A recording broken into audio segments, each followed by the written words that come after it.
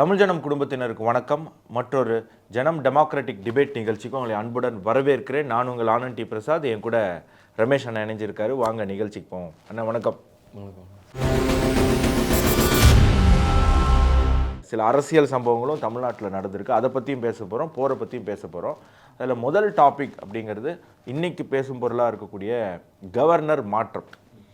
தமிழ்நாட்டு கவர்னரை வெஸ்ட் பெங்காலுக்கு மாற்றிருக்காங்க. பாஜக திமுகவுடன் கை கோர்க்குது, அதிமுகவோட இனி போய் பிரயோஜனம் இல்லை, 2029க்கான தேர்தலுக்கு நம்ம திமுகவோட போனால் தான் நல்லது அப்படின்னு பாஜகவும், காங்கிரஸ் இனி ஆட்சிக்கே வரப்போகிறது கிடையாது, அதனால் இந்த தேர்தலோட காங்கிரஸை தலைமொழிகிட்டு நம்ம 29 பாஜகவோட போயிடலாம் அப்படின்னு திமுகவும் யோசிக்கிறதா சில பேர் கிளப்பி விட்டுட்ருக்காங்க. இது எனக்கு எந்த அளவுக்கு உண்மைன்னு தெரியல. அதை பற்றி போகிறதுக்கு முன்னாடி முதல்ல ஆர்.என். ரவி சாரை பற்றி பேசிடுவோம். நீங்கள் பார்க்குறீங்க, கடந்த ஒரு 5-6 ஆண்டுகளாக தமிழகத்தினுடைய ஆளுநராக இருக்கார். அவருடைய செயல்பாடு எப்படி இருக்குன்னு நினைக்கிறீங்க? எனக்கு தனிப்பட்ட முறையில் பிடிச்சிருக்கு. ஏன்னா அவர் இங்கே வந்ததுக்கப்புறம் தமிழ் அப்படின்ற ஒரு மொழியை தானே கற்றுக்கணும்னு நினச்ச ஒரு வேற ஒரு ஊருக்காரர் கற்றுக்கணும்னு நினச்சி இது பண்ணார். அது மாத்திரம் இல்லாமல் அவர் ஏற்கனவே இந்த டிஃபென்ஸ் விஷயங்கள்லாம் ரொம்ப ஸ்ட்ராங்காக இருந்தவர்னு நினைக்கிறேன். அவர் கவர்னர் ஆகிறதுக்கு முன்னாடியே இந்தியாவுக்கு அவருடைய சேவைகள் டிஃபென்ஸ் சம்மந்தமான விஷயங்களில் இருந்தது. அவர் சில நார்த் ஈஸ்ட் ஏரியாலெல்லாம் மிகப்பெரிய பிரச்சனைகள் இருந்த இடங்கள்லாம் லா அண்ட் ஆர்டர் அமைதியை உருவாக்குன பெருமை அவருக்கு இருக்குது அப்படின்னு சொன்னாங்க. அந்த காரணத்துக்காகத்தான் அவர் இங்கே கொண்டு போட்டதாக சொன்னாங்க. பெரிய நியூஸ் வந்தது, இன்றைக்கி பொதுமக்கள் அதை மறந்துருப்பாங்க. அதாவது திருச்சி சிறைச்சாலையில் ஒரு பெரிய கூட்டத்தை நம்ம சென்ட்ரல் போலீஸ் பிடிச்சாங்க. என்ஐஏ அரெஸ்ட் பண்ணாங்க. அது நம்ம ஞாபகம் இருக்கும்னு நம்ம நினைக்கிறேன். இருந்தாலும் பழைய நியூஸ் எடுத்து பார்த்தீங்கன்னா தெரியும். அதில் திருச்சி சிறைச்சாலைக்கு உள்ளேயே ஒரு பெரிய நெக்ஸஸ் மாதிரி கூட்டமாக உட்காந்து ஒரு 50-60 லேப்டாப்போட, அதாவது ஸ்ரீலங்காவில் இருந்து தமிழ்நாடு கேரளா வரக்கூடிய கப்பல்களில் இவங்க இன்டர்நெட் மூலியமாக கான்டாக்ட் பண்ணி இங்கே ஆயுதம் கடத்துறது, அப்புறம் மெத்தாம்பிட்டமின் கடத்துறது. அந்த மெத்தாம்பிட்டமினுக்கு சோர்ஸ் பொருள்னு ஒன்று இருக்குது. அதை தயார் பண்ணுறதுக்கு ஒரு சூடோ எஃபிட்ரின், அதை கடத்துறதெல்லாம் இவங்க பண்ணியிருக்காங்க. வழக்கில் தான் திமுக ஜாஃபர் சாதிக் அது மூலியமாக தான் பிடிக்கப்படுறாரு. அது எப்படி என்ஐஏ பிடிச்சாங்கன்னா, நடுக்கடலில் அரெஸ்ட் பண்ணுறாங்க ஒரு கப்பலில். அதில் ஆயுதங்கள், இந்த சூடோ எஃபிட்ரின் இதெல்லாம் இருந்து ஒரு 4-5 பசங்களை பிடிக்கிறாங்க. அந்த பசங்க ஒரு செல்ஃபோன் யூஸ் பண்ணுறானுங்க. அந்த செல்ஃபோனை ட்ராக் பண்ணும் போது அது சிறைச்சாலையிலேருந்து சிக்னல் வருது. என்னடா சிறைச்சாலைக்குள்ளே இருந்து சிக்னல் வருதேன்னு சொல்லி அதை ட்ராக் பண்ணி வரும்போது இங்கே 50-60 லேப்டாப்பு, செல்ஃபோனு எல்லாவோட ஆள் பிடிக்கிறாங்க திருச்சி சிறைச்சாலைக்குள்ளே. அப்போ இந்த சிறை அதிகாரிகள் என்ன பண்ணிருந்தாங்க, அதெல்லாம் பார்க்கும்போது உள்ளே யாரோ ஒரு ஆளுக்கு அந்த ஆள்பாடு அவங்களுக்கு ஏதோ பர்த்டே ஃபங்க்ஷனுக்கு சிக்கன் கேஎஃப்சியில் ஆர்டர் பண்ணி வந்ததுக்குரிய பில்லுலாம் வேற அப்போ எடுத்தாங்க. இப்போ நியூஸில் வந்தது. அதுக்கப்புறம் மக்கள் மறந்துருப்பாங்க. யாரா இவனுங்க அப்படின்னு பார்த்தா அவங்க எக்ஸ்-எல்டிடியில் இருந்த சில பேர் இந்த குரூப்பில் இருக்கிறாங்களாம். அவங்க சில இஸ்லாமிய அமைப்புகளோட ஒன்று கூடி தான் இந்த மெத்தாம்பிட்டமின் தயார் பண்ணுற சூடோ எஃபிட்ரின்னு இதெல்லாம் பண்ணிட்டு இருந்திருக்காங்க. இப்போ இது நேஷ்னல் டிஃபென்ஸுக்கு பிரச்சனை. நாளைக்கு ஆயுதங்களை கடத்துறான், நாளைக்கு வெடிமருந்து அம்மோனியம் நைட்ரேட் உள்ளே கொண்டு வெடிச்சானா, ஸோ அந்த மாதிரி பிரச்சனைகள் இருக்கிறத சால்வ் பண்ணுறதுக்காக தான் டிஃபென்ஸில் ஏற்கனவே முக்கியமான ஒருத்தர் நம்ம ரவி ஐயாவை இங்கே கொண்டு கவர்னராக போட்டிருந்தாங்க. இன்றைக்கி ஓரளவுக்கு தமிழ்நாடு கொஞ்சம் சேஃபாக இருக்கக்கூடிய சூழ்நிலை இருக்குதுன்னு நான் நினைக்கிறேன். ஆனால் இப்போ அதிக பிரச்சனைகளுக்குரிய இடம் வெஸ்ட் பெங்கால். ஏன்னா பக்கத்தில் பங்களாதேஷில் நிறைய இந்துக்களை கொலை செஞ்சு நிறைய பிரச்சனை. வெஸ்ட் பெங்கால் போகிறதுக்கு முன்னாடின்னு இப்போ நீங்கள் சொல்கிறது பார்க்கும்போது இவங்கெல்லாம் என்ன சொன்னாங்கன்னா, அவர் ஒரு ஆர்எஸ்எஸ்காரரு, திமுகவை இரிட்டேட் பண்ணுறதுக்கு அவர் எடுத்துகிட்டு போட்டாங்க அப்படின்னு பார்த்தா திமுகலாம் அவருக்கு ஒரு பொருட்டே இல்லை போல இருக்குது. அதோட ஒரு பெரிய பிரச்சனை தமிழகத்தில் நடந்துட்டு இருந்திருக்கு. அதற்காக அவரை கூட்டிகிட்டு போட்டிருக்காங்க. ஆமாம், திமுகவுடைய பிரச்சனை என்னன்னா, எந்தெந்த தீய சக்திகள் நம்மளுடைய பாரத நாட்டுக்கு எதிர்வினையில் இருக்குதோ அதுகளுக்கு பின்னாடி திமுக போய் சோப் போட்டுக்கிட்டு இருந்தது தான் நம்மளுக்கு ஒரு வருத்தமான விஷயம். ஏன்னா அந்த மெத்தாம்பிட்டமினுக்கு பிடிக்கப்பட்டார்ல ஜாஃபர் ஜாதிக்ன்ற மனுஷன், அவர் திமுகவில் உள்ள முக்கியமான மேடம் ஒருத்தவங்களுடைய சினிமா படத்துக்கு அவர் ப்ரொடியூசராக இருந்திருக்கார். ஊருக்கே ப்ரொடியூஸ் பண்ணுற திமுக குடும்பத்துக்கே ப்ரொடியூசராக இருந்திருக்கிறாருன்னா அப்போ ஜாஃபர் சாதிக் எவ்வளோ பெரிய ஆளாக இருந்திருப்பாரு, இன்ஃப்ளூயன்சராக இருந்திருப்பாரு. அது மட்டும் இல்லை, ஊருக்கு உபதேசம் பண்ணக்கூடிய ஊருக்கு வந்து நடுநிலைமைன்னா என்ன, ஒழுக்கம்னா என்னன்னு கற்று தந்துட்டு இருந்தா அமீருக்கெலாம் ரொம்ப இயக்குனர் அமீருக்கெலாம் ரொம்ப நெருக்கமாக இருந்தவர் அப்படின்னு. இன்னொன்று சைனாவினுடைய ஒரு துறைமுகம், அதாவது ஸ்ரீலங்காவில் இருக்கக்கூடிய ஒரு துறைமுகத்தை சைனா வந்து எடுத்துக்குது. ஸோ அதுவும் வந்து இந்தியாவினுடைய டிஃபென்ஸ் ஸ்ட்ராட்டஜிக்கு ஒரு பெரிய ஒரு சிக்கல். ஸோ தமிழ்நாட்டில் அரசுக்கு அந்த கற்பனையே இல்லை. எங்கடா எவ்வளோடா அடிக்கிறது, 30,000 கோடியா, அவங்க அமைச்சரே சொன்னார். அப்படி இருந்த நேரத்தில் இது இப்படி விட்டால் வேலைக்கு ஆகாது. அட்லீஸ்ட் நமக்கு டேட்டா இருக்கிற கவர்மெண்ட் இன்ஸ்டிடியூஷன்ஸை ஓரளவுக்கு மெயின்டைன் பண்ணி கொண்டு வரதுக்கு டேட்டாவும் தேவைப்படுது. ஒரு சர்வே பண்ண வேண்டிய ஒரு விஷயம், சர்வேலன்ஸோடு இருக்கக்கூடிய ஒரு விஷயம் தேவைப்படுதுங்கிறதுனால கூட ஆர்.என். ரவி அவர்களை தமிழ்நாட்டுக்கு கொண்டு வந்ததாக சொல்லப்படுறது. ஆமாம், ஹம்பன்டோட்டா போர்ட் நீங்கள் சொல்கிற அந்த ஸ்ரீலங்காவில் இருக்கிற இது, அதை சைனாக்காரனுக்கு ஸ்ரீலங்காக்காரன் கொடுத்தான். ஆமாம், அவன் அங்கேருந்து உட்காந்துக்கிட்டு தான் எல்லா அநியாயமான வேலைகளை பண்ணுறானோ, நம்மளுடைய டிஃபென்ஸ் பிரச்சனைகள்லாம் இருக்குன்னு சொல்லி இந்த காரணங்களுக்காக ரவி ஐயாவை இங்கே போட்டிருந்தாங்க. இப்போ ஓரளவுக்கு சூழ்நிலைகள் கொஞ்சம் பெட்டராக இருக்குது. அது மாத்திரம் இல்லாமல் இப்போ எலெக்ஷன் வரப்போகுது. திமுகவுக்கு வேறு ஆள் கிடைக்கலன்னா என்ன பண்ணிடுவாங்கன்னா, ரவி ஐயாவை பிடிச்சி அவர் அதை பண்ணிட்டார் இதை பண்ணிட்டாரு, அவர் north India versus south India, Delhi ஆளுகிறது, நம்ம உரிமை பறிக்க, இப்போ ஏதாவது ஒன்று பேசுவானுங்க. இவர் இருக்கிறனால தானேப்பா பேசுகிறீங்க. அங்கே வேற ஒருத்தர் ரிசைன் பண்ணிட்டாரு வெஸ்ட் பெங்காலில். ஆமாம், அவர் அவருக்கு வயசாகிட்டு போல், அவருக்கு வயசு 75. நான் அவர் ரிசைன் பண்ணதுக்கப்புறம் நிறைய பேர் நிறைய காரணங்கள் சொன்னாங்க. நான் அவருடைய மெடிக்கல் ட்ராக் ரெக்கார்டு மட்டும் செய்திகள் மூலமாக எடுத்து பார்த்தேன். கடந்த 2 ஆண்டுகளில் எத்தனை முறை அவர் மருத்துவமனைக்கு போயிருக்காரு, இல்லை அட்மிட் ஆகிருக்காரு அப்படின்னு. கிட்டத்தட்ட டபுள் டிஜிட்டில் அவர் வந்து போயிட்டு வந்துட்டு இருந்திருக்காரு. ஸோ ஹெல்த் அவருக்கு உண்மையிலே ஒரு பிரச்சனையாக இருந்திருக்கு. ஸோ எலெக்ஷன் டைமு ப்ரெஷரு அவரால் தாங்க முடியல, என்னன்னு தெரியல. நமக்கு தெரியும் மம்தா பானர்ஜி எந்த மாதிரி ஒரு அரகண்ட், ஒரு லுனாட்டிக், அதற்கு வார்த்தை பயன்படுத்தலாமான்னு தெரியல, அந்த மாதிரி ஒரு பிஹேவியர் இருக்கக்கூடிய ஒரு சிஎம். ஸோ அவரால் தாக்கு பிடிக்க முடியாமல் அவர் ரிசைன் பண்ணியிருக்கிறதுக்கான வாய்ப்பு இருக்குது. நீங்கள் சொன்ன மாதிரி ஆர்.என். ரவி அவர்களை அங்கே அமைச்சிருக்காங்க.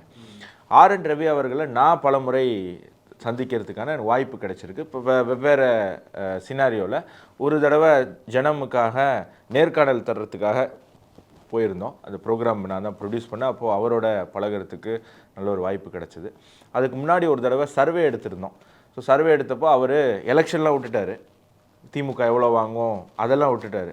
பெண்கள் என்ன சொல்கிறாங்க, மக்கள் வந்து பாதுகாப்பு, லா அண்ட் ஆர்டரு, இந்த போதைப் பொருள் விஷயத்தில் என்ன நினைக்கிறாங்க அப்படிங்கிறது தெரிஞ்சுக்கணுன்னு அவர் ஆசைப்பட்டார். ஏன்னா எங்கள் சர்வேல அந்த கேள்விகள்லாம் இருந்தது. இப்போ அதற்காக பேச போயிருந்தோம். ஹைலி இன்ஃபார்ம்டு ஒரு பர்சன், ஹைலி பேட்ரியாட்டிக்கு. எது சொன்னாலும் அவர் கடைசியாக வந்து நிற்கிறது இந்தியாவினுடைய எதிர்காலம், இந்திய இளைஞர்களுடைய எதிர்காலம் அப்படின்னு. என்னை இன்னும் பிரமிக்க வச்ச விஷயம் என்ன அப்படின்னா, தமிழ் மேலே அவருக்கு இருந்த ஒரு பற்று, ஒரு ஆர்வம். திருக்குறள், கம்பராமாயணம், இந்த மாதிரி தமிழ் இலக்கியங்கள், இதை பற்றியெல்லாம் அவருக்கு இருந்த நாலேஜ் சூப்பராக, நமக்கே தெரியாத நிறையா விஷயங்கள் அவர் எடுத்து சொன்னார். தமிழ்த்தாய் வாழ்த்து அருமையாக பாடினார். ஒரு நல்ல ஒரு சிவில் சர்வெண்ட்டை வந்து நம்ம தமிழ்நாடு வந்து மிஸ் பண்ணோம் இனி வரக்கூடிய காலங்களில். ஆனால் அவருக்கு பதில் வரக்கூடியவர் அறலேக்கர் அப்படின்னு சொல்லி. ஆர்.என். ரவி ஆர்எஸ்எஸ்காரர் கிடையாது. ஆர்எஸ்எஸ்க்கும் ஆர்.என். ரவி அவர்களுக்கு சம்மந்தமே கிடையாது. அவருடைய வாழ்க்கையில் எந்த ஒரு தருணத்திலே அவர் ஆர்எஸ்எஸோட இணைந்து பணி செய்ததே கிடையாது. பியூர்லி டிப்ளமேட்டு, பியூர்லி சிவில் சர்வீஸ்லேருந்து போனவர். ஆனால் அடுத்த வரக்கூடிய அறலேக்கர் ஆர்எஸ்எஸ்னுடைய பொறுப்பாளராக இருந்தவர். ஸோ ஆர்எஸ்எஸ்காரர் இல்லாத போதே திமுக இந்த திணறுது, திமுக இவ்வளோ பெரிய குற்றச்சாட்டு வைக்குது. இப்போ அறலேக்கர் வரும்போது என்னென்ன பட போகிறாங்க அப்படிங்கிறது நமக்கு தெரியல. ஸோ அதை நம்ம பொறுத்திருந்து பார்க்கணும். ஆனால் அவருடைய ட்ராக் ரெக்கார்டு பார்த்தாலும் ஏகப்பட்ட விஷயம். கோவாக்காரரு, வடநாட்டுக்காரன்னு சொல்லவும் முடியாது, திராவிடர். கோவா திராவிடத்தில் தானே வருது, எனக்கு தெரிஞ்சு திராவிடத்தில் தான் வருதுன்னு நினைக்கிறேன். அதனால் திராவிட மண்ணை சார்ந்த ஒருவர் தமிழ்நாட்டுக்கு ஆளுநராக வராரு. ஆர்.என். ரவி அவர்களுக்கு தமிழ்நாடு கவர்மெண்ட்டோட இணக்கமாக போய் வேலை செய்யணுங்கிற ஆசை ரொம்ப அதிகமாக இருந்தது. பட் தமிழ்நாடு கவர்மெண்ட்டுக்கு வந்து ஆர்.என். ரவி அவர்களை ஒரு பூதம் மாதிரி காட்டணும். குறிப்பாக ஸ்டாலின் அவர்களுக்கு ஆர்.என். ரவி வில்லன், நான் ஹீரோ அப்படின்னு தமிழ்நாட்டு மக்கள்கிட்ட காட்டணும்னு அவர் நினச்சாரு. அவங்களுடைய மீடியா பவர் அது இதெல்லாம் வச்சு அவங்க அதில் ஒரு அளவுக்கு சக்ஸஸ் பண்ணாங்க. இருந்தாலும் இவருடைய கைட்னஸால் தமிழ்நாட்டில் ரொம்ப விருப்பமான ஒரு கவர்னர் அப்படிங்கிற ஒரு அந்தஸ்துக்கு ஆர்.என். ரவி அவர்கள் வந்திருந்தார். அறலேக்கர் வரும்போது அது எப்படி இருக்க போகுது அப்படிங்கிறது சொல்லும் போது அவர் ஆர்எஸ்எஸ்காரன்னு ஒரு 3-4 தடவை சொன்னீங்க. இப்போ ராமானுஜருக்கு அவர் எதுவும் புஸ்தகம் எழுதியிருக்கிறாரா? அறலேக்கர் எனக்கு தெரியல. ஏன்னா ராமானுஜ காவியம்னு ஒரு புஸ்தகம் எழுதி ராமானுஜருக்காகவே ஒரு சினிமா படம் வேற எடுத்தாரு. அவரெல்லாம் ஆர்எஸ்எஸ்காரன்னு சொல்கிறதா என்ன சொல்கிறது? கருணாநிதி அவர்களை சொல்கிறீங்க. அப்போ ஏன்னா நீங்கள் சொல்கிற அறலேக்கரே ராமானுஜருக்கு புஸ்தகம் எழுதலை, ஆனால் சனாதன தர்மத்தை தூக்கி நிப்பாட்டின ராமானுஜ காவியம்னு ஒரு புஸ்தகம் எழுதி ராமானுஜருக்காக ஒரு சினிமா படம் வேறு எடுத்து சன் டிவியில் போட்ட ஐயாவை அவரும் ஆர்எஸ்எஸ்ல சேர்த்துக்க வேண்டியதான். நம்ம சேர்க்கலனாலும் கொஞ்ச காலம் போனால் திமுகவே கருணாநிதி ஆர்எஸ்எஸ்காரர் ஆக்கிடுவாங்க. மஞ்சள் துண்டு போட்டவங்களாம் இந்த ஆர்எஸ்எஸ்காரங்கன்னு அவங்களே நாளைக்கு சொன்னாலும் சொல்லுவாங்க அப்படிங்கிறதுல ஆச்சரியம் இல்லை. இப்போ வெஸ்ட் பெங்கால் போவேன். இப்போ வெஸ்ட் பெங்காலுக்கு ஆர்.என். ரவி அவர்களுடைய அவசியம் என்ன நினைக்கிறீங்க சார்? அங்கே டிஃபென்ஸ் இஷ்யூஸ் இப்போ வர ஆரம்பிச்சிருச்சு. உலகம் ஃபுல்லாக நம்ம போரில் இருக்கிறோம். அது மாத்திரம் இல்லாமல் நடுவில் நம்மளுடைய என்ஐஏ வர சில பேரை அரெஸ்ட் பண்ணாங்க அந்த டெல்லி பாம் பிளாஸ்ட் மேட்டரில். அங்கே அரெஸ்ட் பண்ணி அந்த பசங்களை பிடிக்கும் போது அவனுங்களுடைய செல்ஃபோனெல்லாம் தேடும் போது அவங்களுடைய நம்பர் இங்கே திருப்பூரில் சில மனிதர்களோட நம்பரில் கனெக்ட் ஆயிடுச்சுன்னு சொல்லி இங்கே திருப்பூரில் நிறைய பேரை பிடிச்சிட்டு போனாங்க இந்த பாய் பசங்களை. எங்கடா இவங்கெல்லாம் எங்கே இருந்துடா வரீங்கன்னு பார்த்தா எல்லாம் பங்களாதேஷ்காரனுங்க. பங்களாதேஷில் இருந்து இங்கே எத்தனை பேர் இந்தியாவுக்குள்ளே இருக்கீங்கன்னா, இந்தியா ஃபுல்லாக பறந்து விரிஞ்சு அங்கங்கே நாங்கள் கிளை அமைப்புகளை வச்சுருக்குறோம். அங்கங்கே சும்மா வேலைக்காரன் மாதிரி வேலை பார்த்துக்கிட்டு இருப்போம். மேலேருந்து ஆர்டர் வந்துச்சுன்னா வெடி வைப்போம்னு சொல்லி ஒரு இது பண்ணியிருக்காங்க. அதை நம்ம போலீஸ் பிடிச்சிட்டாங்க. அப்போ அந்த பங்களாதேஷ் பார்டர்லேருந்து உள்ள இன்ஃபில்ட்ரேஷன் வருது, அது நம்மளுக்கு பாரத நாட்டுக்கு பாதுகாப்புக்கு ஒரு இஷ்யூ அப்படின்னு நினைக்கிறாங்க. அது ஒரு முக்கிய காரணமாக இருக்கும்னு நினைக்கிறேன். ஆர்.என். ரவி சார் மாதிரி ஒரு முக்கியமான ஒருத்தர், குறிப்பாக அமித்ஷா அஜித் தோவலுக்கெல்லாம் ரொம்ப நெருக்கமானவர், பல முறை இணைந்து பணி செய்தவர். ஏன்னா நாகாலாந்து இஷ்யூவெல்லாம் கிளியர் பண்ணது அமித்ஷாவும் தான். அமித்ஷாவுடைய பங்கு மிகப்பெரிய அளவில் இருக்குது. மோடியினுடைய கனவு, ஆனால் அந்த கனவை நினைவாக்குனது அமித்ஷா. அவர் ஹோம் மினிஸ்டர் ஆனதுக்கப்புறம் அது ரொம்ப ஸ்பீடன் ஆக்கப்பட்டது. ராஜ்நாத் சிங்கும் பணி செஞ்சார். ஆனால் அமித்ஷா வந்ததுக்கப்புறம் 2-3 விஷயம் ரொம்ப ஸ்ட்ராங்காக அவர் பண்ணணும்னு நினச்சார். ஒன்று நக்சலை ஒழிக்கணும்னு ஆல்மோஸ்ட் தொடச்சாச்சு. ஒரு ஐடியாலஜியை மொத்தமாக அழிக்க முடியாது, அதை நானும் ஏற்றுக்கிறேன். பட் ஒரு இந்தியாவுக்கு பிரச்சனை ஏற்படுத்த முடியாத அளவுக்கு அவங்கள அழிச்சாச்சு. இன்னொரு விஷயம் அமித்ஷாவுடைய கனவாக இருந்தது, நார்த் ஈஸ்டில் ஒரு ஸ்டெபிலிட்டி கொண்டு வரணும் அப்படின்னு சொல்லி. பல மாநிலங்கள் ஸ்டெபிளைஸ்டாக இருக்குது இன்றைக்கி. மணிப்பூர், நாகாலாந்து மாதிரி 1-2 மாநிலத்தில் மட்டும்தான் சின்ன சின்ன பிரச்சனைகள் இருக்குது. மணிப்பூரில் கொஞ்சம் பெரிய பிரச்சனையாகவே இருக்குது. அதை நம்ம சொல்லி தான் ஆகணும். அதில் அதுக்கு வெளியில் இருக்கிற காரணங்கள் இருக்குது நிறையா. ஆனாலும் நாகாலாண்டில் பெரிய அளவில் பிரச்சனைகள் சுமூகமாக தீர்க்கப்பட்டு அது கம்மியாக்கப்பட்டிருக்கு. அதுக்கு அமித்ஷாவும் ஆர்.என். ரவி அவர்களும் செய்த பணி மிகப்பெரிய பணி. ஸோ அந்த மாதிரி ஒருத்தர் அமித்ஷா ஹோம் மினிஸ்ட்ரி இங்கே வெஸ்ட் பெங்காலுக்கு யோசிக்கிறாங்க அப்படின்னு சொன்னால், வெஸ்ட் பெங்கால் அப்போ எந்த அளவுக்கு ஒரு இந்தியாவுக்கு ஆபத்தாக மாறக்கூடிய நபர்கள் அதிகமாக இன்ஃபில்ட்ரேட் பண்ணப்பட்ட ஒரு மாநிலமாக மாறி இருக்கு அப்படிங்கிற ஒரு ஆபத்தை நம்மளால் உணர முடியுது. இப்போது இந்த டாப்பிக்லேருந்து அடுத்த விஷயத்துக்கு போவேன். எப்படி தமிழ்நாட்டில் ஆர்.என். ரவியை ஒரு வில்லனாக காட்டுறாங்களோ, அது மாதிரி பாண்டிச்சேரியில் ஆரோவில் அப்படிங்கிற ஒரு இடம், அது ஆனால் தமிழ்நாட்டினுடைய விழுப்புரம் மாவட்டத்தில் தான் இருக்குது. பட் பாண்டிச்சேரியோட ரொம்ப க்ளோஸ் அசோசியேட்டாக இருக்கக்கூடிய, ஏன்னா அங்கே இருக்கக்கூடிய மதர், அவங்க ஆசிரமம் அரவிந்தோ ஆசிரமம், அந்த ஆசிரமத்தை சார்ந்த மதர் இருந்தவங்க, அவங்களுடைய ஒரு கனவு உலகமாக ஆரோவில் இருந்தது. அதாவது மதம், ஜாதி, மொழி எல்லா பேதத்தையும் கடந்து மக்கள் அதை ஒரு வாழக்கூடிய ஒரு இடமாக மாற்றணும் அப்படின்னு ஒரு பெரிய கனவு வச்சுருந்தாங்க. பெரிய திட்டம்லாம் போட்டிருந்தாங்க. அது ரொம்ப காலமாக நடக்காமல் போயிட்டே இருந்தது. ஏன்னா அவங்களுடைய காலத்துக்கு பிறகு நிறையா குழப்பங்கள் அங்கே ஆரோவில்ல எக்கச்சக்கமான குழப்பங்கள். ஒவ்வொருத்தரும் ஒவ்வொரு விஷனோடு இருந்தாங்க. யாரும் மதரோடைய விஷனை பற்றி யோசிக்கவே இல்லை. அப்புறம் சமீப காலத்தில் மதரோடைய உண்மையான விஷன் என்ன, அவங்க ஆரோவில்ல எப்படி மாற்றணும் அப்படிங்கிற விஷயங்கள்லாம், அதெல்லாம் அவங்களுடைய எழுத்துக்கள், அவங்களுடைய பேச்சுக்களே இருக்குது ரெக்கார்டு. அதன்படி பார்க்கும்போது ஆரோவில்ல பெரிய டவுன்ஷிப் அவங்க கட்டணும் அப்படின்னு யோசிச்சுட்டு இருந்திருக்காங்க. ரோடு, பெரிய பெரிய ரோடு இருக்கணும், இந்த ரோடு வட்டமாக இருக்கணும், இந்த வட்டமாக இருக்கிற ரோடு எல்லா இடத்துலையும் கனெக்ட் பண்ணணும்னு ஒரு டிசைனே அவங்க போட்டிருக்காங்க. இதெல்லாம் நடக்காமல் இருந்தது. ஏன்னா நானும் சின்ன வயசுலேருந்து எங்கள் வீட்லேயுமே மதர் கும்பிடக்கூடிய பழக்கம் இருக்குது. எங்கள் அப்பா டெய்லி காலையில் அவங்களுக்கு பிடிச்ச ஒரு பேப்பர் பூ இருக்கும் சொல்லுவாங்க, அந்த பேப்பர் பூ அப்படின்னு. அது சென்னையில் எங்கெல்லாம் கிடைக்குமோ கண்டுபிடிச்சி போய் பறிச்சுட்டு காலையில் அவங்களுக்கு சார்த்துற ஒரு பழக்கம் இருந்தது. நானும் அடிக்கடி பாண்டிச்சேரி ஆசிரமத்துக்கு போயிருக்கேன், நியூ இயருக்கெல்லாம் போயிருக்கோம். அதனால் எனக்கு மதருக்கு இப்படி ஒரு கனவு இருந்ததுன்னு எனக்கு முன்னாடியே தெரியும். ஆனால் நடக்காமல் இருந்ததுன்னு ஒரு கவலை இருந்தது. திடீர்னு ஆரோவில் பயங்கரமாக ஒரு அப்கிரேடேஷன் ஆக ஆரம்பிக்குது. நிறைய விஷயங்கள் நல்லபடியாக நடக்க ஆரம்பிக்குது. அதே நேரத்தில் அதெல்லாம் செய்யக்கூடிய ஒருவரை பற்றி தவறான அபிப்பிராயங்களும் கடந்த சில ஆண்டுகளாக வர ஆரம்பிக்குது. குஜராத்தினுடைய சீஃப் செக்ரட்டரியாக ஜெயந்தி ரவி அம்மா, அவங்க தான் இப்போ ஆரோவிலுக்கும் இன்சார்ஜாக இருக்காங்க. அவங்க தான் இந்த நல்ல மாற்றங்கள் மதர் எதிர்பார்த்த மாதிரி ஆரோவிலில் மாற்றக்கூடிய விஷயங்கள் செய்ய துவங்கினாங்க. இப்போ என்ன அவங்க மேலே கோவம்? நல்லது தானே பண்ணிகிட்டு இருக்காங்க. அதாவது உருப்படியாக ஏதாவது 2 பேர் பண்ணாங்கன்னா அவன் மேலே எப்பயுமே ஒரு குறை வரும். எப்பயுமே நீங்கள் ஒருத்தன் யாருக்கிட்டையும் எந்த கெட்ட பேரும் வாங்காமல் இருக்கான்னா அவன் எந்த வேலையும் செய்யாமல் இருக்கான்னு அர்த்தம். நீங்கள் ஏதாவது ஒரு வேலை செஞ்சீங்க அப்படின்னா 2 பேர் வந்து உங்களுக்கு பகையாவான். அது நார்மலான விஷயம்.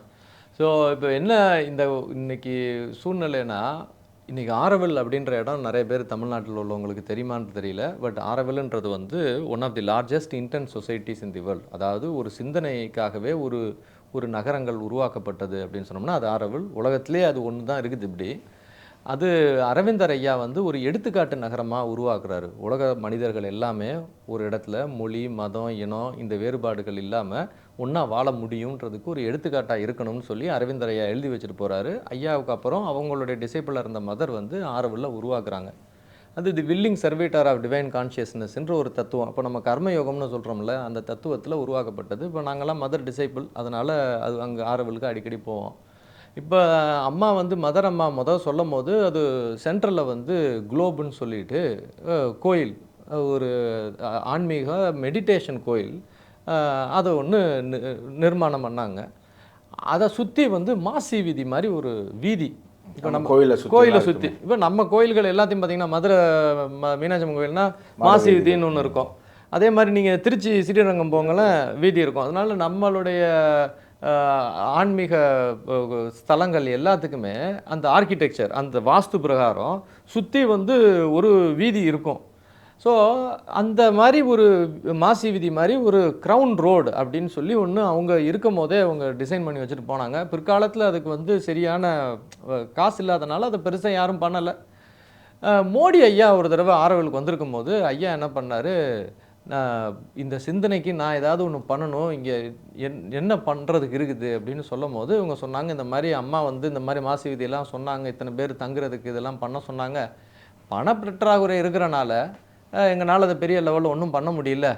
காங்கிரஸ் ஆட்சியில் இருக்கும்போது ஒரு பெரிய புயல் அடித்தது, அதில் பெரிய சேதம் ஆரோவிலுக்கு வந்தது. அப்போ ரொம்ப கம்மியாக தான் ஆரோவில்காரங்க போய் காங்கிரஸ்கிட்ட காசு கேட்டாங்க. அப்போ சிதம்பரம் ஐயாலாம் வந்து பார்த்து போயிட்டு ஒன்றுமே கொடுக்கல.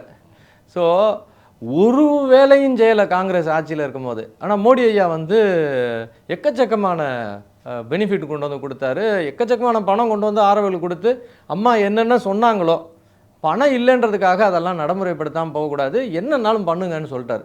அப்போ அவரால் நியமிக்கப்பட்டவங்க தான் ஜெயந்தி ரவி அம்மா. அவங்க வந்து குஜராத்தில் வந்து சீஃப் செக்ரட்டரி, அடிஷ்னல் சீஃப் செக்ரட்டரியாக இருக்கிறாங்க ரெவென்யூவுக்கு. அவ்வளோ பெரிய உயர்ந்த பதவி. இதுக்கு எக்ஸ்ட்ரா பதவியாக இங்கே வர்றாங்க. மாதத்துக்கு 2-3 தடவை வந்து இது பண்ணிட்டு போகிறாங்க. மெயின் ரோடு கீடு எல்லாத்தையும் பக்காவாக பண்ணிட்டாங்க. இப்போ வேலை வந்து பக்காவாக நடந்துக்கிட்டு இருக்குது.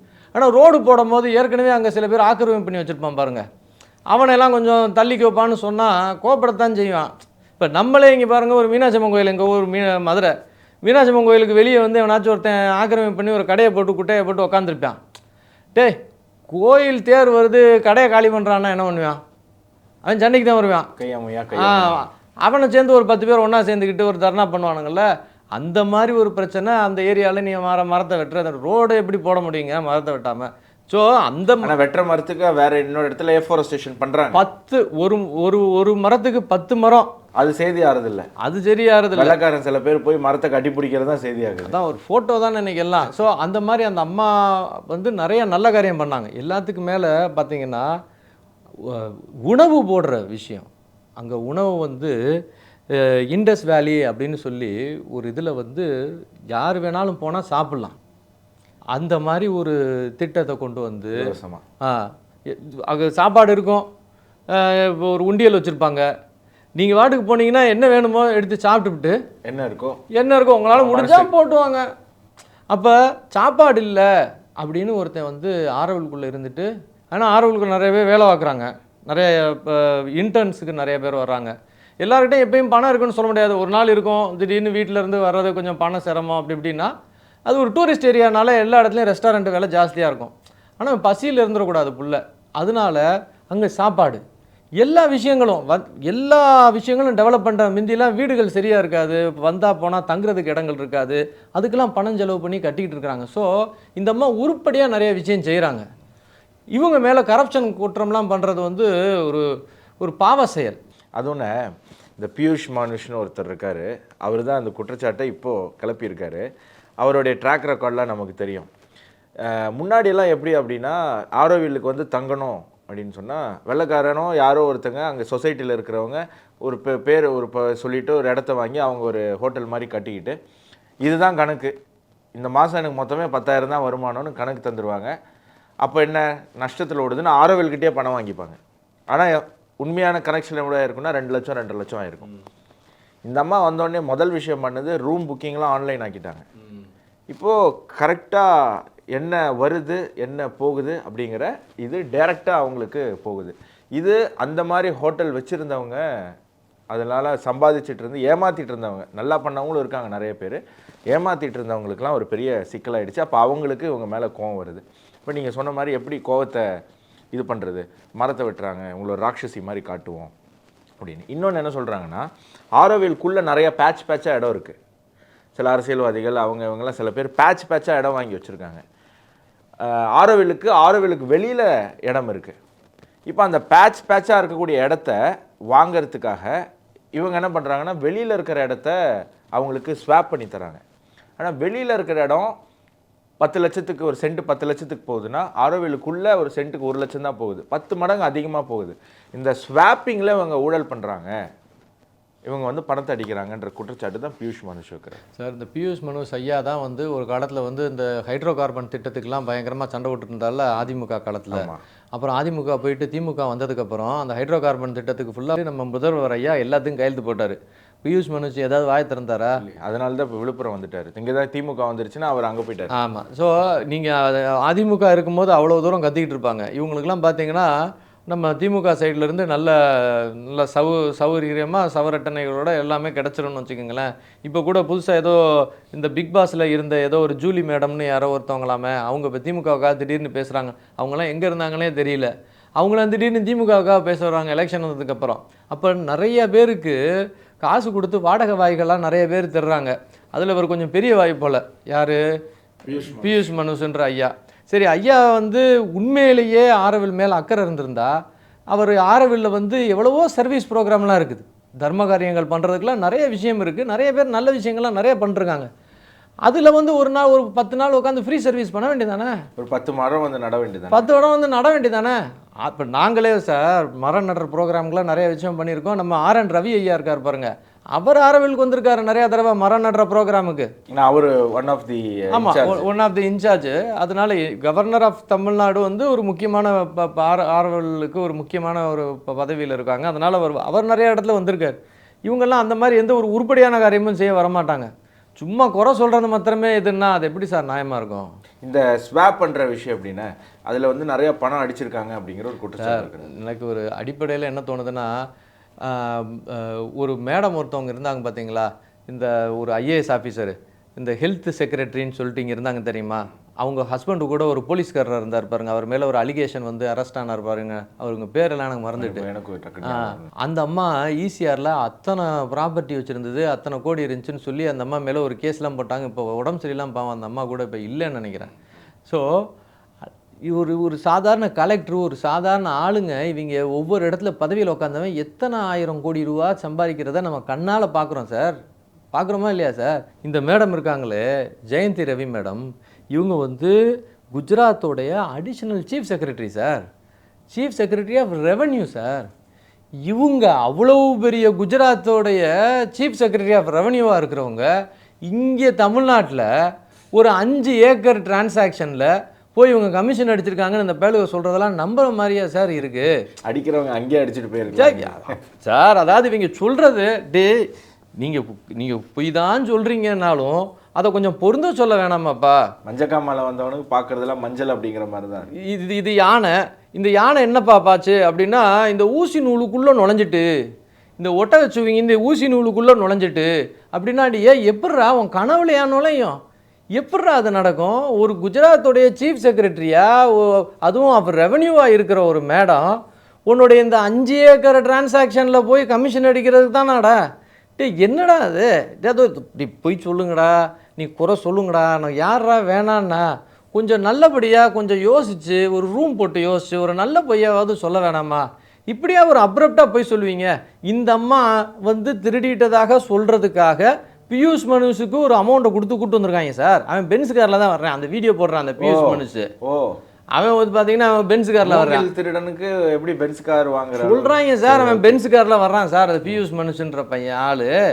இப்போ எனக்கு அந்த அம்மா அடிச்சிட்டதாக சொல்கிறாங்கல்ல ஒரு அமௌண்ட்டு, அந்த அமௌண்ட்டோட ஜாஸ்தி சார் அவன் வந்து பென்ஸு காரோடைய விலை. இந்த பியூஷ் மனுஷுக்கே காசு கொடுத்து அவன் கூப்பிட்டு வரானுங்க. இந்த அம்மா பேல அலிகேஷன் சொல்கிறதுக்காக வந்தியே வர்ற நீ இந்த என்ன அவ்வளவு அலிகேஷன் சொல்கிறியோ அதோட அதிக விலையில் உள்ள பென்ஸு காரில் வரியேடா. அப்போ நம்ம கேட்கும் போது நம்மளுக்கு எப்படி இருக்குன்னா, நாங்களாம் முட்டாப்பேன்னு நினச்சிக்கிட்டாடா பேசுகிற, நாங்களும் கொஞ்சம் யோசிக்க மாட்டோமா பாஸ்? சரி நீ வர்றதான் பொய் சொல்கிறதுக்கு வர்ற, அந்த பென்ஸுக்காரையா கொஞ்சம் தள்ளி நிப்பாட்டிட்டு ஒரு ஆட்டோ முன்னாடி நிப்பாட்டியாவது இந்த வீடியோ போட வேணாமா? உன் வீடியோலேயே பென்ஸு காரில் வந்து நிற்க, அதெல்லாம் நம்மளுக்கு கொஞ்சம் யோசனையாக இருக்குது சார். அதுவும் இந்த மாதிரி பியூஷ் மானுஷ் மாதிரி இருக்கக்கூடியவர்கள்லாம் பேசும்போது அது மக்களும் நம்ப மாட்டாங்க, இளைஞர்களும் நம்ப மாட்டாங்க. பட் ஒரு தெளிவுபடுத்துறதுக்காக ஆரோவில் அப்படின்னா என்ன, ஏன்னா நிறைய செய்திகள் நெகட்டிவாக வந்துட்டு இருக்கு, பாசிட்டிவாக ஒன்று கூட வரல. ஸோ அதை ஒரு கிளியர் பண்ணணும் அப்படிங்கிறதுக்காக தான் இந்த செக்மெண்ட். ஆரோவில் இந்த பார்க்குறவங்க யாராக இருந்தாலும் ஒரு நாள் தயவுசெய்து ஆரோவில் வாங்க, மதருடைய பிளெஸ்ஸிங் உங்களுக்கு கிடைக்கும். வந்து அங்கே என்ன இப்போ நடந்துக்கிட்டு இருக்கு அப்படின்றத வந்து பாருங்கள். உங்களுக்கு அது ஒரு ஆன்மீகமான ஒரு ஸ்தலம். நீங்கள் நம்ம தமிழ்லே பார்த்தீங்கன்னா சோழ நாடு சோறுடைத்து அப்படின்னு சொல்லுவாங்க இல்லையா, பாண்டி நாடு முத்துடைத்துன்னு. அதில் தொண்டை நாடு சான்றோர் உடைத்துன்ற வார்த்தை வரும். தொண்டை நாடுனா எது சார்? இப்போ இந்த பாண்டிச்சேரி ஆரவில் இந்த ஏரியா தான் சார் தொண்டை நாடு. தொண்டை நாடு சான்றோர் உடைத்து அப்படின்னு நம்மளுடைய பழைய தமிழ் காவியங்களில் இருக்குது. அந்த இடம் ஒரு ஆன்மீகமான இடம் சார். அது இன்னைக்கு நேற்று இல்லை, பல 100 வருடங்களா பல 1000 வருடங்களா தமிழ் மரபில் வந்து சான்றோர்கள் பிறந்த இடம், பாரதி இருந்த இடம், அரவிந்தர் இருந்த இடம், நீலகண்ட பிரம்மச்சாரி இருந்த இடம். அதனால தயவு செய்து இதை பார்க்குறவங்க வாங்க, சும்மா இவங்க ஏதாவது ஒரு பொய் சொல்லிட்டு இருக்கிறானுங்க அப்படின்னு சொல்லி அது நல்லது. நீங்கள் வந்தாலே அவங்களுக்கு ஃபீல் ஆகும் சார், ஒரு வைப்ரேஷன் இருக்கும் சார். அது ரொம்ப பெரிய விஷயம். திருப்பி இன்டர்நேஷ்னல் சப்ஜெக்ட் ஒன்றுண்ணே, ஈரானுடைய போர்க்கப்பலை அமெரிக்கா வீழ்த்திருச்சு. இது இந்தியாவினுடைய எல்லையில் நடந்து போயிடுச்சு, இது இந்தியாவுக்கு பெரிய அவமானம் அப்படின்னு வழக்கம் போல் காங்கிரஸ்காரங்கெல்லாம் கிளம்பியிருக்காங்க. நமக்கு தெரியும், சமீபத்தில் ஸ்ரீலங்கா பக்கத்தில் ஒரு ஈரான் கப்பல் நின்றுட்டு இருந்திருக்கு, போர்க்கப்பல். அதை அமெரிக்காவுடைய சப்மரீன்லேருந்து ஒரு மிசைல் வந்து தாக்கி பெரிய அளவுக்கு பாதிப்பு ஏற்பட்டுருக்கு, சில பேர் இறந்தும் போயிருக்காங்க அப்படின்னு சொல்லப்படுது. ஸோ அதில் எந்த அளவுக்கு உண்மை இருக்குன்னு சொல்கிறீங்க சார்? அமெரிக்காவுடைய அந்த அமைச்சர் ஐயா வந்து பேசினார். அவர் பேசும்போது அது இந்தியன் வாட்டர்ஸ்னு அவர் சொல்லலை, இன்டர்நேஷ்னல் வாட்டர்ஸ்னு கிளியர் கட்டாக சொல்லிட்டாரு. விசாகப்பட்டினத்தில் ஒரு கூட்டு போர் ஒத்திகைக்காக வந்த கப்பல், அது ஈரானிய கப்பல். அது திரும்ப போகிறப்ப டொர்பீடோ அப்படின்னு சொல்லி ஒரு ஆயுதம், அது ஒரு சப்மரீன்லேருந்து விடக்கூடிய ஒரு ஆயுதம். அந்த ஆயுதத்தால் அந்த கப்பல் வந்து தாக்கி அழிக்கப்பட்டதுன்னு சொல்கிறாங்க. இது வந்து 2ஆம் உலகப் போருக்கு அடுத்து இத்தனை வருஷம் கழித்து இதுதான் தடவை இந்த டொர்பீடோ ஆயுதம் பயன்படுத்தப்படுது, சப்மரீன் டு ஷிப்பு அப்படின்னு அந்த ஆள் வந்து பெருமையாக பேசினாப்புல, அந்த அமெரிக்காவுடைய அந்த மினிஸ்டரு. ஆனால் இப்போ நம்ம யோசிக்க வேண்டிய ஒரு விஷயம் என்ன அப்படின்னா, அது இந்திய கடல் பகுதி கிடையாது. இந்திய கடல் பகுதியிலேருந்து 300 நாட்டிக்கல் மைல்ஸு தாண்டி, இலங்கையிலேருந்து 75 நாட்டிக்கல் மைல்ஸு தாண்டி அது இன்டர்நேஷ்னல் வாட்டர்ஸில் தான் நடந்தது. First point. 2வது, எங்கேருந்து வந்தது?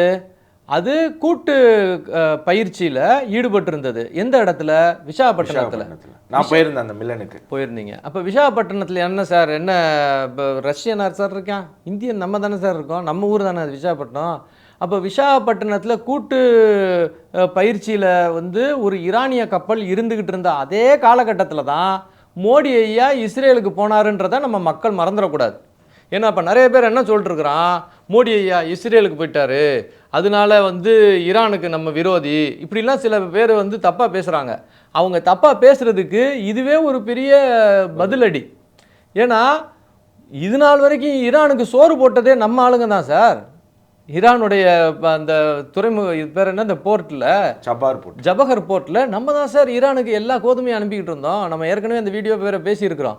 இப்போ ஈரானுடைய போர் கப்பலுக்கு பயிற்சி கொடுக்குற இடமாவும் இந்தியா இருந்திருக்கு. இதே காலகட்டத்தில் தான் மோடி ஐயாவும் இஸ்ரேல் போனார். இஸ்ரேல்லையும் எந்த வகையிலையும் தவறாக போர் சம்மந்தமாலாம் அவர் பேசலை. நம்ம எல்லா நாட்டுக்குமே என்றைக்குமே ஃப்ரெண்ட்லியாக இருந்திருக்கோம் சார். விஸ்வகுருன்னு சொல்கிறாங்கல்ல, அதுக்கு 100% கரெக்டு சார். அதனால இது எந்த ஆங்கிளில் பார்க்கணும்னா, இதை பார்த்த உடனே நம்ம தெரிஞ்சுக்கணும், ஓஹோ மோடி ஐயா இஸ்ரேலுக்கு போன அதே காலகட்டத்தில் ஈரானுடைய கப்பல் இங்கே போர் பயிற்சி இந்தியா கொடுத்துருக்குது அப்படின்றதையும் தெரிஞ்சுக்கணும். அந்த மில்லனுக்கு நான் போயிருந்தேன். 20க்கும் மேற்பட்ட நாடுகள்லேருந்து வந்திருந்தாங்க. குறிப்பாக சொல்லணும்னா பங்களாதேஷ்லேருந்து வந்திருந்தாங்க.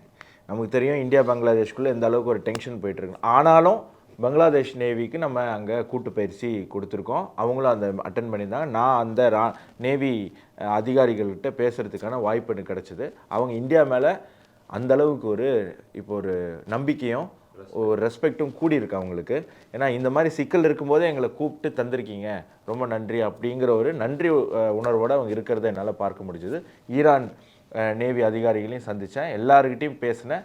வந்த அத்தனை பேரும் இந்தியாவை பிரமிச்சு பார்க்கக்கூடிய, இந்தியா ஒரு ரூட்டு தலை, பஸ்ஸிலலாம் அந்த ரூட்டு தலைன்னு சொல்லுவாங்கள்ல, அந்த மாதிரி தான் அவங்க இந்தியானா அவங்களால வாயை மூட முடியல. அந்தளவுக்கு இந்தியாவை பற்றி பேசிக்கிட்டே இருக்காங்க. இந்தியா மோடி, இந்தியாவுடைய இராணுவம், இந்தியாவுடைய நேவி, இந்தியாவுடைய சாப்பாடுன்னு பேசிக்கிட்டே இருக்கக்கூடிய விஷயம் நம்மளால் பார்க்க முடிஞ்சுது. அந்த நிகழ்ச்சி முடித்து 4 நாள் கழித்து கிளம்பிடுச்சு. எல்லாரையும் நம்ம அனுப்பி வச்சுட்டோம், வழி அனுப்பி வச்சுட்டோம்.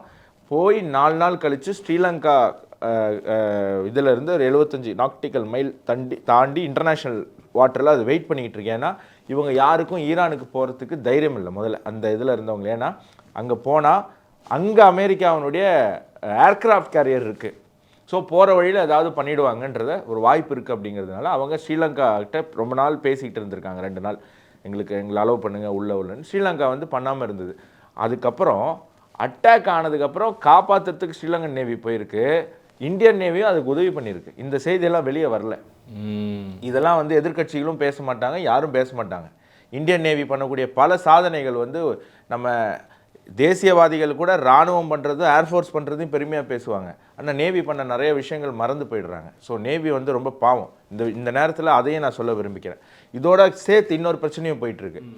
ஆயில் இப்போ அங்கே பிளாக் ஆனதுனால இந்தியா ரஷ்யா கிட்ட வாங்கிறதுக்கான முயற்சிகளில் ஈடுபடுறாங்க. உடனே அமெரிக்கா என்ன பண்ணுறாங்கன்னா, நாங்கள் இந்தியாவுக்கு 1 மாதத்துக்கு நீங்கள் ஆயில் வாங்கிக்கலான்னு ஒரு பர்மிஷன் தரோம் அப்படின்னு அவங்க ஒரு விஷயத்த சொல்கிறாங்க. உடனே நம்ம நாட்டில் நம்ம முதலமைச்சரே ட்வீட் போட்டார். எப்போ அமெரிக்கா இந்தியாவோட வெளியுறவுத்துறை அமைச்சகத்தை கண்ட்ரோல் பண்ண ஆரம்பிச்சது, அவன் யார் சொல்கிறதுக்கு, மோடிக்கு முதுகெலும்பே இல்லை அப்படின்லாம் பேச ஆரம்பிச்சிட்டாங்க. நான் என்ன சொல்கிறேன், ஸ்டாலின் அவர்களுக்கும் ராகுல் காந்தி அவர்களுக்கும் பேசுகிறதுக்கு நான் அனுமதி தரேன். அப்போ இந்த நிமிஷத்துக்கு அப்புறம் அவங்க பேசுகிறதுக்கெல்லாம் நான் அவங்களுக்கு அனுமதி கொடுத்தது தான் காரணம். அப்படி எடுத்துக்க முடியுமா? நான் இப்போ சொல்கிறேன், ராகுல் காந்தி நீங்கள் பேசுங்க, வாயை திறந்து பேசுங்க. அப்போ இனிமேல் ராகுல் காந்தி பேசுகிறது அத்தனையும் ஏன் பர்மிஷனோட தான் அவர் பேசுகிறாருன்னு சொல்ல முடியுமா? அவர் பேசணும்னு முடிவு பண்ணிட்டாரு, பேச போகிறாரு. நான் ஏதோ ஒரு மூலையில் உட்காந்துக்கிட்டு நான் சொல்லிட்டா உண்மையாயிடுமா? இந்தியா எப்படியும் ரஷ்யா கிட்ட ஆயில் வாங்குன்னு அமெரிக்காவுக்கு தெரியும். ஆனால் நம்ம சொன்னாலும் அவங்க நிற்க மாட்டாங்க. அவங்களுக்கு உள்நாட்டு இந்திய மக்களினுடைய இன்ட்ரெஸ்ட் தான் முக்கியம். நம்ம சொல்கிறதெல்லாம் கேட்குற மாதிரி பழைய அரசாங்கமோ பழைய அரசியல்வாதிகளோ கிடையாது. இவங்க ரொம்ப ஸ்டபனாக இந்தியாவுடைய இன்ட்ரெஸ்ட்டை காப்பாற்றுறதுக்கு ரொம்ப ஸ்டபனாக இருக்கக்கூடிய ஒரு கவர்மெண்ட்டு. அதனால் எப்படியும் வாங்குவான். அட்லீஸ்ட் நம்ம மானத்தை காப்பாற்றுறதுக்கு நம்ம ஒரு ஸ்டேட்மெண்ட்டை விட்டுடுவோம், நீங்கள் வாங்கிக்கோங்க, ஒன்றும் பிரச்சனை இல்லை, 1 மாதம் ஏன்னா இவ்வளோ சூழ்நிலை பிரச்சனை இருக்குல்ல, அதனால் நீங்கள் வாங்கிக்கோங்க அப்படின்னு ஒரு ஸ்டேட்மெண்ட் கொடுக்குறான். இதையும் ட்விஸ்ட் பண்ணி பேசுகிறான். அதாவது நீங்கள் இந்த வட்டம் உலகம் ஃபுல்லாக போர் போய்கிட்டு இருக்கு சார். இது ஒரு ரீஜனல் வாரா இல்லை குளோபல் வாரா இல்லை வேர்ல்டு வார் 3யா அப்படின்னு தெரியாத அளவுக்கு உலகம் ஃபுல்லாக போர் போய்கிட்டு இருக்கு. இந்த போர் சூழ்நிலையில் இந்த வெளிநாட்டு நாடுகளுக்கு நடுவில் உள்ள தலைவர்களுடைய பேச்சையெல்லாம் நல்லா கவனித்து பாருங்களேன். உள்நாட்டில் எதிர்கட்சிக்காரன் கூட அந்த நாட்டுடைய தலைவர் விட்டு கொடுத்து பேச மாட்டேன்றான் சார். இஸ்ரேலாக இருக்கட்டும், ஏன் ஐரோப்பிய நாடுகளில் உள்ள நாடுகளாக இருக்கட்டும், ஃப்ரான்ஸாக இருக்கட்டும், ஜெர்மனியாக இருக்கட்டும், பிரிட்டனாக இருக்கட்டும், எதிர்கட்சி ஒருத்தன்பான் சார். ஆனால் இந்த நேரத்தில் தலைவரை விட்டு கொடுத்து பேச மாட்டேன்னா. அமெரிக்காலேயே எதிர்கட்சிக்காரன் இருக்கான் சார். ட்ரம்ப் எடுத்து திட்டுறான் சார். ஆனால் முக்கியமான டயத்தில் ஈரான் விஷயத்தில் விட்டு கொடுத்து பேச மாட்டேன்றான் சார். தன்னுடைய தலைவரையே காலவாரி விட்டு பேசுகிறவனுங்க இந்த இந்தியாவில் மாத்திரம்தான் சார் இருக்கானுங்க. இவனுங்களெல்லாம் என்ன பண்ணுறதுனே ஒன்றும் புரியல சார். மக்கள் அதான் பண்ணி வச்சிருக்காங்களே, நீ எதிர்கட்சியாவே இருங்க அப்படின்னு உட்கார நீ எதிர்கட்சியாக இருடா, இந்தியாவுக்கு எதிரி கட்சியாக இருந்துடாதராப்பா. நீ மோடிக்கு எதிர்கட்சியாக இருவனை யார் வேணான்னா, ஒரு நேஷனல் விஷயங்கள் வரும்போது இந்தியாவுக்கே எதிரி கட்சியாக மாறிடுவியா? அப்புறம் எதுக்கு நீ இங்கே இருக்க? நீ இங்கே இந்த ஊருக்கு பிறந்ததுக்கு நீ என்ன தான் கைமாறு? இதுதான் உன் கைமாறா? உன் அம்மா கழுத்தை நீனே வெட்டுவியா? இந்த தாய்நாடு கழுத்தை வெட்டுறதுக்கு உனக்கு என்ன? அதுக்கா நீ பிறந்து இந்த ஊரில் இருக்க? நீ இது எவ்வளவு பெரிய முக்கியமான விஷயம் சார். இவ்வளவு பிரச்சனைகள்லையும் நம்மளை பாதுகாத்து கூட்டு போய்கிட்டு இருக்கு சார் இந்த அரசு. கொஞ்சம் அரசுக்கு நன்றி உணர்ச்சியோட நம்மளும் பொதுமக்களும் இருக்கணும் சார். உலகம் ஃபுல்லாக பிரச்சனை இருக்குது. எங்கேயாவது ஒரு இடத்துல நம்மளை விட்டு கொடுத்துருக்காரா சார்?